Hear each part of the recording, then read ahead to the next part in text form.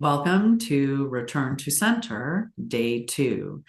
For Day 2, we're going to be talking about establishing safety. And I'm going to share my screen now so that you can see the guide. And I'll talk about a little bit of information that I want to share about that before we get into the practice.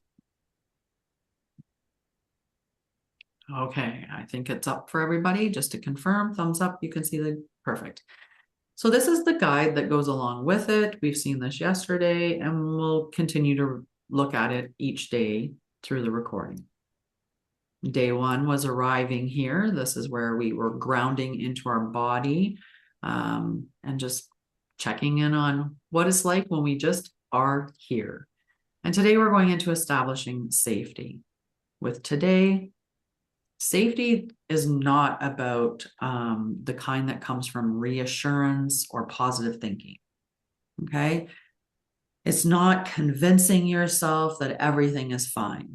And I've talked about this before. If you're in an environment where, say, someone is yelling and screaming at you, and there is a threat of violence, it doesn't matter if you're sitting there going, everything's fine, everything's fine, everything's fine.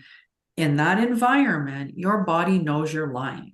You can't tell your body that that's true. Your mind can't override the sensations and the truth that sits within your body.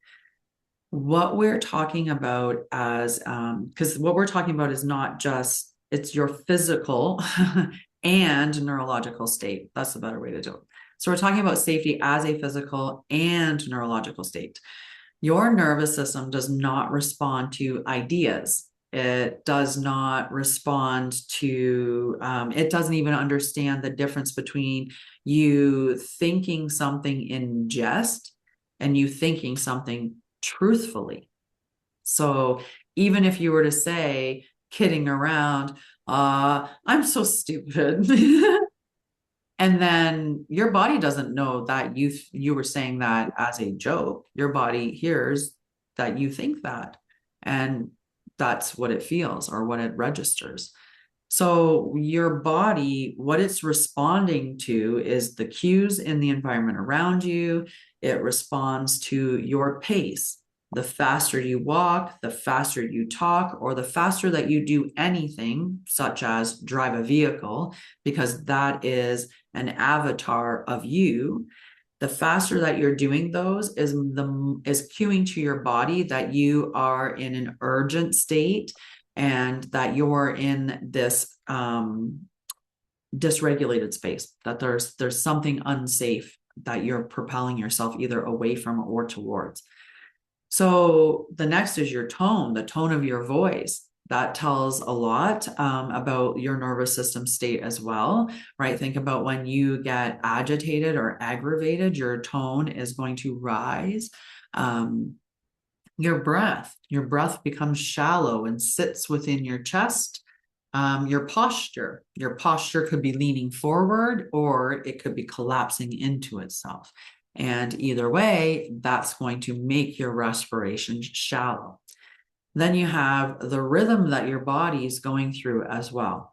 All of these are telling the body whether it can soften or whether it needs to stay in that alert state. And many people live with that constant sense of urgency. We're living tomorrow, we're living next week, we're living the future. It's all going to be great when this happens and when that happens. We're dreading the future that's coming towards us. But many times we're out in the future and oftentimes we're in the past. When we're not chasing something in the future and worrying about what's coming at us, we're looking at what happened and maybe operating from coulda, shoulda, woulda, or woe is me, or what is that telling me about me and my future, and working from that space. And that's what our ego does. It looks at what happened before and says the likelihood of that happening again is pretty high. So I'm not going to do this, or I'm going to do this, right? Depending on what is coming up. So when we stay in that constant state of urgency, even when nothing is wrong, the body's braced, it's scanning, and it's preparing. And that urgency, it's not a personal failure. It's just we've learned this as a survival response to be on guard, to think that we are a product of what we produce, right? There's a lot of our relationships were transactional. So we feel if we aren't doing something, if we aren't contributing in some way, if we aren't making enough money, if we aren't, give and give and give, then something's going to happen, right? So that puts us in that state, or society as a whole. If you don't have a big house, if you don't have a whole bunch of cars, if you don't have a certain body and a certain face and money, if you don't have these things, then you're doing something wrong. So we're in that state of urgency, and a lot of us, our nervous system just doesn't think that it's safe to settle, right? It's not allowed to settle down and to be in that space of stillness. So these are the conditions that have been created through our experiences, and the response, unfortunately, is just outliving those experiences, right? It should have stayed with that experience that you had, and then after that experience, went to soothing and readjusted to your baseline and move forward. Today, we're not going to go into any depth trying to understand why urgency exists, because that's more for the return to self program, not return to center. What we're going to do is just simply offer the nervous system an opportunity to have a different experience. So we're going to experience a slower exhale, a steadier rhythm, a signal that nothing is being demanded right now. So as you practice today, you have to pay attention to only one thing. You just need to pay attention to whether or not you have the impulse to do it right or to get somewhere specific. And that in and of itself is your sign that there's urgency there. You don't have to get rid of it. You just notice it and then come back to your breath and just slow back down with that breath, okay? Because safety is not something you can earn. It is something that your body recognizes when the conditions allow it. Today is about creating those conditions, even briefly. So we're going to do our practice now. The practice is about a breath-based regulation, as you can see on the screen, and it has all of the steps there, but I'll walk you through it in a bit of a guided way. So let's first put one hand on your heart or the center of your chest and put the other one on your belly. We're just going to connect to these two spaces. We can close our eyes to turn off some of the other stimuli that's there so we can focus more easily on our breath. And we're just going to breathe in through our nose down into our tummy. So you're going to make the lower hand move first and then the upper hand. Okay, let's breathe in. And exhale through the mouth like you're blowing out candles, but nice and slow.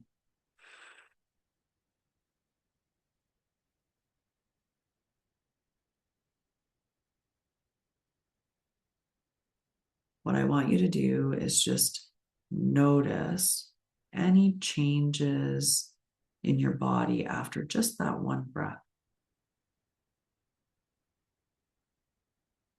We're going to do another one. In through the nose,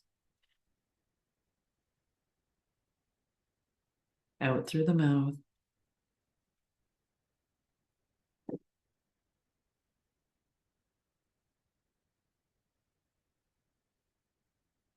And let's do another one. In through the nose,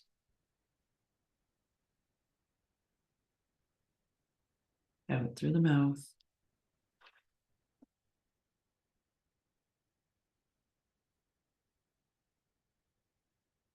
Now let's check in on your body again and just notice any sensation. Could be temperature, could be tension. Just notice that in your body. You're not changing anything.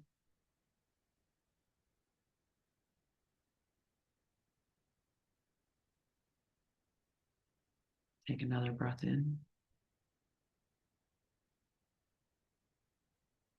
and out.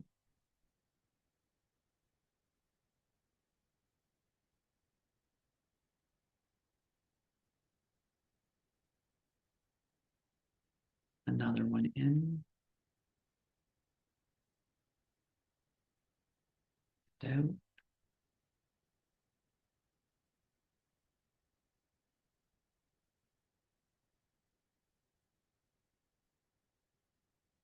One more in. And out.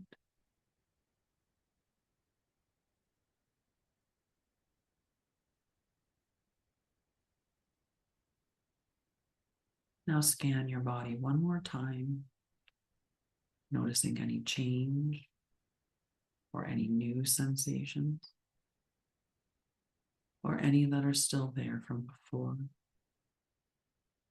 Maybe there's still tension somewhere. Notice any temperatures that are different.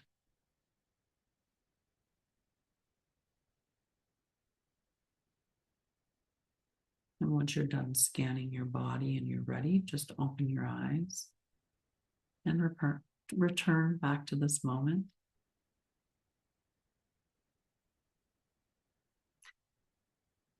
Now, the integration question that's on the screen here says, where does my body already know it is safe? Now, the whole focus of today was to establish or its nervous system settling with the focus to reduce internal urgency. So we're going to pause the recording here and we'll return as soon as we are done our questions and do a recap.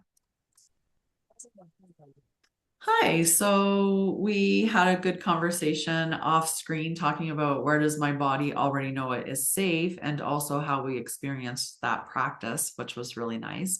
I'm interested to find out where you think that your body already feels is safe. Maybe you feel safe in your heart. Maybe you feel safe everywhere. Maybe you feel safe in your stomach. Maybe after doing the breaths, you know that you're safe because your nervous system feels present in this moment and you're connected to your body. It's a beautiful practice. I don't think we did more than 3 minutes. You determine how long you want to stay in that state and how many breaths you need. We started with 1 and then checked in on our body. Then we did 2, checked in on our body. And then we did 3, checked in on our body. And you could see how as you did more together, how you got deeper into the connection with your body, and plus the longer that we did it, which is beautiful. So there's always bonus practices that come along with each of the days that we do. And today's reflection prompt is, what external influences pull me off center most? So do you get pulled into like political fighting? Is it humanitarian things? Is it your family? Is it the expectations of your partner? What is it that makes you go from, your calm space into something a little more chaotic? What gets your engine revved up or throws you off of center, right? What is able to take your attention and pull it away from you? That's a good question to answer because it can give you insight into where you need to do a little bit of work. Grounding practice. I love doing this one. It's light a candle. Preferably this is done in the evenings or like after it's dark because it can be done in a darker room so that you can really just focus on the candle. But light a candle, spend 5 minutes in stillness, focus on the flame and your breath, and allow the distractions to fade. You can even send things that you don't like into that flame and get rid of it, right? It's a powerful transmuter. Integration notes. What surfaced in the stillness? So after you do this practice, these are the integration notes for that. What surfaced in the stillness and where did your thoughts wander? Because again, that's going to give you a big cue. It could be something that's just present moment, you've got to go grocery shopping and you're like, oh yeah, I need, and it just pops into your head. It always does that in the moment when you're not trying to find out what you need for groceries. But the key point when you're doing meditation is that you don't go, oh yeah, I need butter. And then all of a sudden go, and I need, and start just off on writing your list. And next thing you know, you've got 30 things on in an item list, right? You note that, yes, I need butter, but now is not the time. I'll pick up butter when I go get my groceries and just go back to stillness, go back to breath. right? It can give you indication though, if there's something really heavy pressing on you, or there's that urgency of where things are affecting you in your life right now. The centering statement is, I release what is not mine to carry. Space to create your own anchoring or centering statements are below, because maybe that one of I release what is not mine to carry doesn't work for you because you don't really feel like you're carrying stuff of other people's. But oftentimes we do tend to pick up responsibilities from other places that aren't meant to be ours. So that's all for the day today. Tomorrow is day 3, reconnecting to the body. And you're going to see all of us again, just like we are now, because the last time we recorded session 2, it didn't work. So I asked these lovely ladies if they let me record it again, and they did. So we'll see you in a moment in day 3.